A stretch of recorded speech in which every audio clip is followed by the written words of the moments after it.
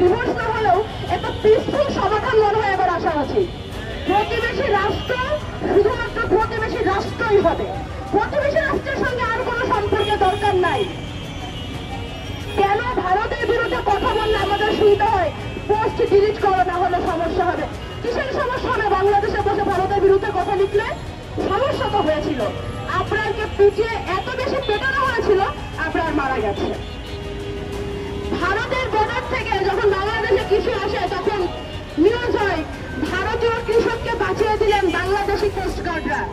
ভারতীয় হাতি ভেসে উঠলো বাংলাদেশের কিনারে, আর বাংলাদেশের মানুষ ভারতীয় বর্ডার পার হলো কি হলো না, লাশ ঝুলতে দেখা যায় কাঁটাতারের সাথে। দুই প্রতিবেশী রাষ্ট্রের সম্পর্ক কি এরকম হতে পারে? আমরা ভারতের সাথে এই সম্পর্ক আর চাই না। প্রতিবেশী সম্পর্ক হবে প্রতিবেশীর মতো, আধিপত্যবাদ দুই প্রতিবেশী রাষ্ট্রের মতো আমরা দেখতে চাই না। আমরা মনে করি আওয়ামী রেজিম বাংলাদেশকে ভারতের কাছে বর্গা দিয়ে নিজের চেয়ারের দাম আদায় করেছিল। নতুন বাংলাদেশের চেয়ারও হবে স্বাধীন, বাংলাদেশের মানুষও হবে স্বাধীন। বাংলাদেশের বুকে দাঁড়িয়ে যে কোনো যৌক্তিক সমালোচনা করা যাবে, সেটা শাসকের হোক বা রাষ্ট্রের হোক, কিন্তু প্রতিবেশী রাষ্ট্রের কোন কুলাঙ্গার হিন্দুত্ববাদী ধর্ম নিয়ে বেচা ব্যবসা করা গতি মিডিয়ার হোক। ভারতীয় মিডিয়ার বিরুদ্ধে কথা বলতে গেলে বাংলাদেশের মিডিয়াগুলো সেই খবর ছাপাতো না এতদিন। কার আঙ্গুলি ইশারায় আমরা নতুন বাংলাদেশ সেই সমস্ত প্রশ্ন খুঁজবো? ততদিন পর্যন্ত স্বর্ণা দাসের বা ফেলানির হত্যার সুবিচার হবে না, যতদিন পর্যন্ত আর বাদবাকি অবিচারের সুবিচার পাওয়া যাবে না ততদিন। যদি স্বর্ণা দাসের বিচার আদায় করতে হয়, তাহলে ভারতের সাথে বাংলাদেশের যত ধরনের অধস্তন সম্পর্ক রয়েছে এই সবগুলো সুবিচার হওয়া লাগবে। আমাদের পানি বন্টন সুবিচার হওয়ার, আমাদের পানির ন্যায্য হিস্সা লাগবে, আমাদের পররাষ্ট্রনীতি পাল্টাতে হবে।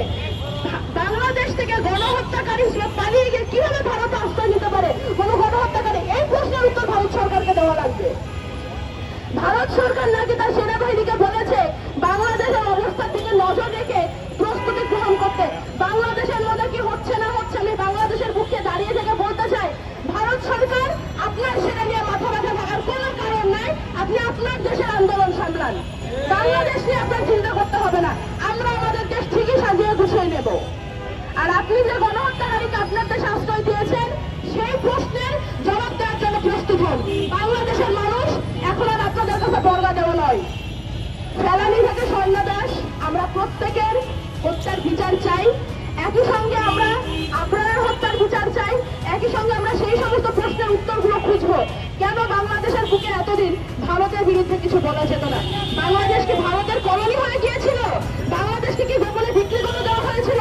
যদি হয়ে থাকে আমরা নতুন করে বাংলাদেশের সেই স্বাধীনতা আবার পুনরুদ্ধার করবো। তবুও বাংলাদেশ আর কোনোদিন ভারতীয় আধিপত্যবাদ মানবে না, মানবে না।